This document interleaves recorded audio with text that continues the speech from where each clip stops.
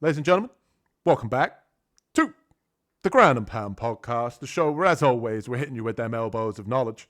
And I'm joined by my co host, Carlos. What's happening, Carlos? Absolutely nothing, brother. And we're here today to talk about the upcoming matchup with Ilia Topuria, moving up to 155 pounds, the former champion at 145, relinquishing his belt. And the UFC has decided to put the fan favorite Charles Oliveira in his way. We'll see how he does at 155 for the belt. And Carlos and I are going to talk all of the insiders, all of the breakdowns, who we think is going to win in this matchup, and a little bit of how we see the fight going. And I'm going to pass it to you, Carlos, to start off. How do you see this fight going, man? Well, in this fight, Topuria, I'm always Team Topuria. You know what I mean? I think he's got everything it takes. I think he's got the skill, the power, the athleticism, agility, the IQ, all that goodness. But Oliveira, he's a dog as well. He's tough, he's talented, and he's rangy. And if one fighter had given Ilia Topuria some problems with being rangy, it was Jai Herbert. And I think that on the feet, well, even on the feet as well as the ground, I think that Oliveira poses a lot of problems when it comes to being rangy and flowing and striking. And even on the ground, he flows into submissions. He doesn't force them. And I think that that's going to pose an issue. I think the only issue it doesn't pose is, unlike Jai Herbert, Herbert was very fast, okay? And I don't think Oliveira is that fast. But I know that once he gets going, once he gets warm, he can go from strike to strike to strike to takedown to submission. He can do that. He's got that ability. And that'll give it'll give anybody problems, not just Ilia Topuria.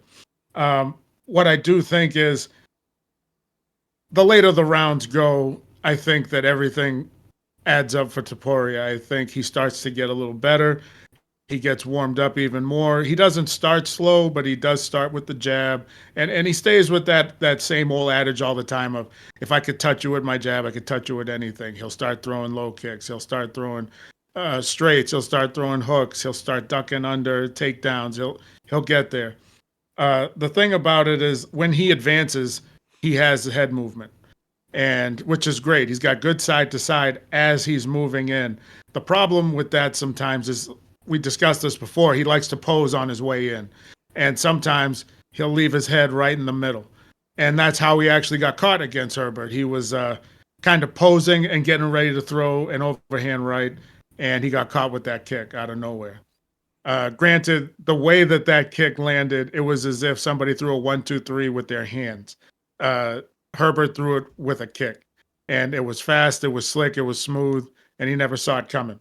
Now, Topuria is tough. He's durable. He was able to come back and get the finish. But the thing is if you get hurt like that against Oliveira and he jumps on your back, you're in a lot of trouble. I think Topuria's wrestling is going to pose a ton of problems too for Oliveira. He's going to smother him, smother the submissions. He can control him on the ground, heavy ground and pound. Dude, I could talk about this fight all day. It's awesome. Oliveira is going to be the only opponent that poses those combinations in problem, combinations that are going to pose a problem for Topuria.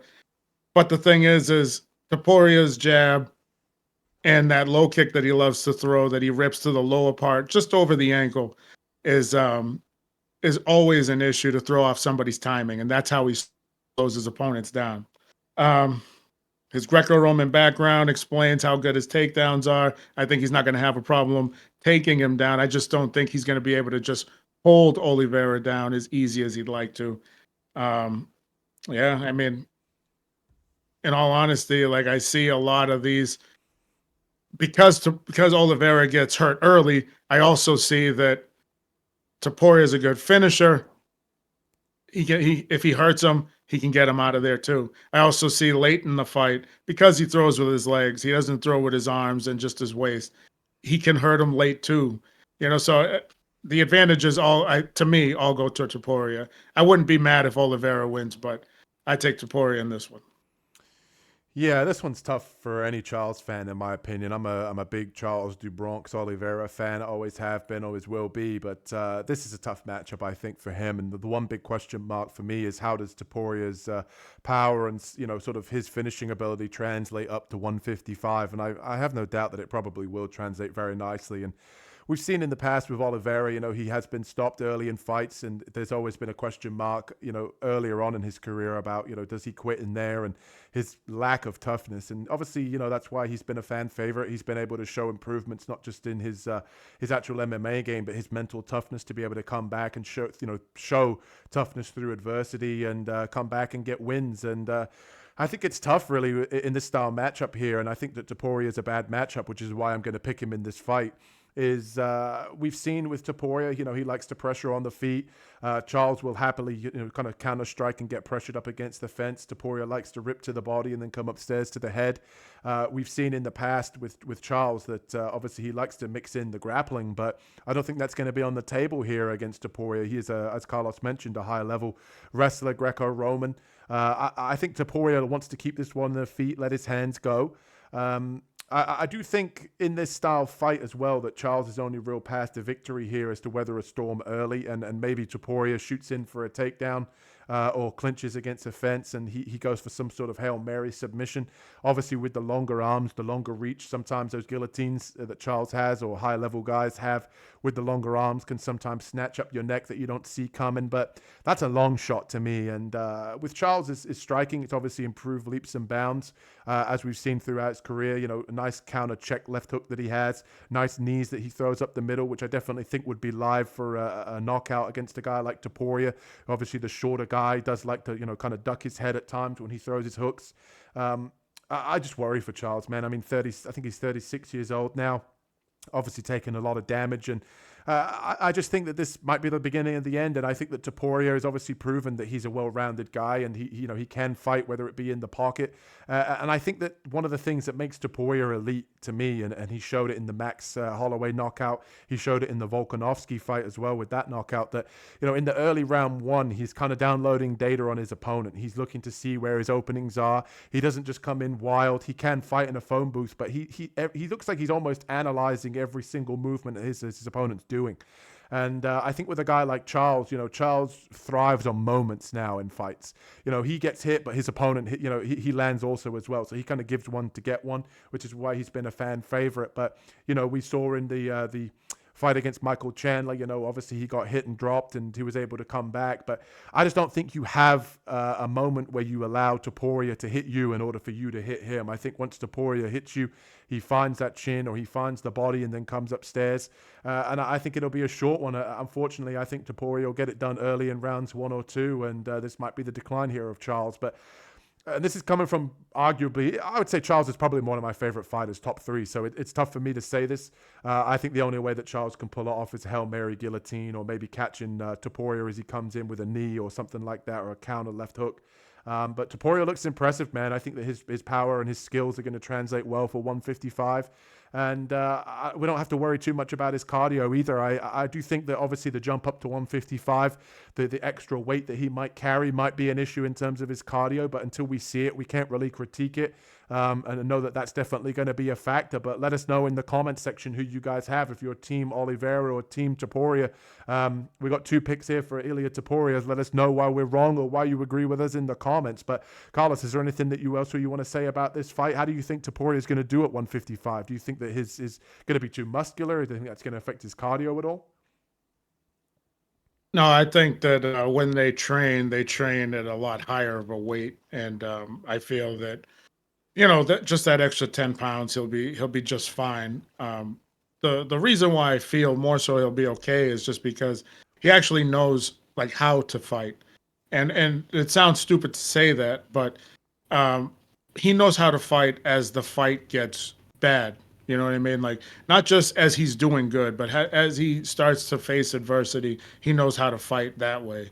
Whereas, like, and this is not a knock on Conor, but as you go up in weight, if you never learn how to fight against adversity when you were smaller, now you're going to learn as you're bigger. You can learn when you're bigger. The problem is that guy too much for you to learn at that time? Is his size too much? Is his speed too much? Is his power too much? Is he going to overwhelm you with the strength of the grappling?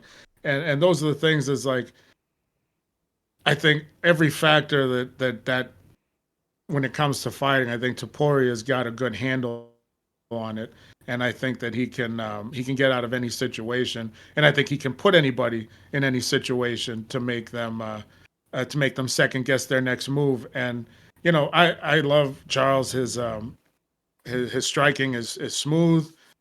He's got no tells. He doesn't load on anything. He just lets it fly. But same thing with Topuria. He does the exact same. He doesn't load anything. Everything is from his legs when it comes to his punches. Everything is just a snap out when it comes to his kicks. He doesn't just load and rip a kick, and that's why nobody ever sees it coming. And that's what makes him so dangerous. And if you got the power behind that, I think that at 55, because of his technique, he's going to be dangerous, because he's going to be throwing with his whole body, not just his arm, and not just his leg. He's going to have his hips behind it too. And I mean, I think he'll probably be up around the top 5 for a while. I can't remember how old he is. 27. Yeah, something like that. But yeah, he's definitely on the right side of 30. That's for sure. Yeah, he'll be at the top 5 for a while. Yeah, man, UFC 317 is going to be a good one. I'm looking forward to this one. Definitely going to be rooting for Charles, that's for sure. But we want to know who you guys are rooting for. Who do you guys think is going to win this one? Let us know in the comment section below. We want to hear from you. If you think that we're talking a load of malarkey, a load of bull, then let us know. Let us know your opinion. We want to hear it. If you think that we hit it spot on, let us know if you're Team Charles or Team Oliveira. Let us know in the comment section. And also, I got to say, I got one bone to pick with everybody watching this video. We know if you are liking and subscribing on the video, we know 90% of you are watching these videos, enjoying the content, and not hitting that subscribe button. Hit the subscribe button for your boys here on the Ground and Pound podcast. And before we wrap things up, Carlos, is there anything that you want to say to the people? So I say, hope you're enjoying the content. Please make sure you like and subscribe, and we'll see you on the next one. Yep, we'll catch you guys in the next one. We want to hear from you. Peace. Peace.